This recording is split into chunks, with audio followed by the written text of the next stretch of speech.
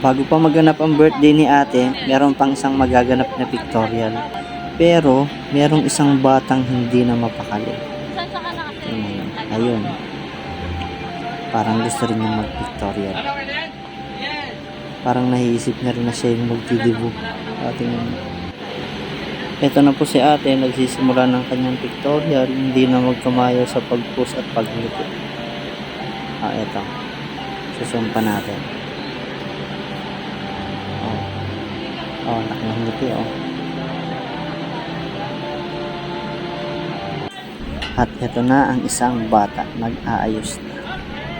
Saan kaya siya pupunta maya-maya?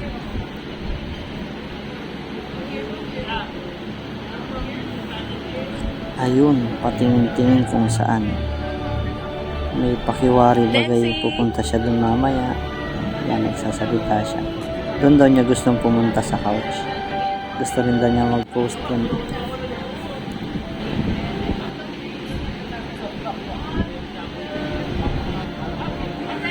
Ayan na, patingin-tingin sa taas. Dito, doon. Ayan, tumayo na. Saan na kaya siya pupunta? Tumitingin na talaga siya sa couch, oh. Tingnan nyo. Oops. Umupo ulit.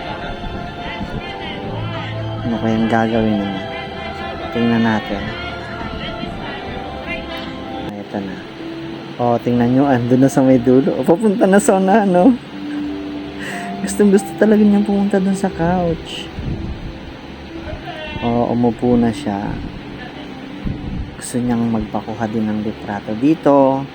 At siguro na-imagine niya kapag laki niya, dyan din siya mag-birthday. Posing pa. Hi baby ko. Hi baby girl. Eto na. Tingnan niyo ang kanyang ginagawa. Kung ano-anong post ng ginagawa. Oops, at umikot pa.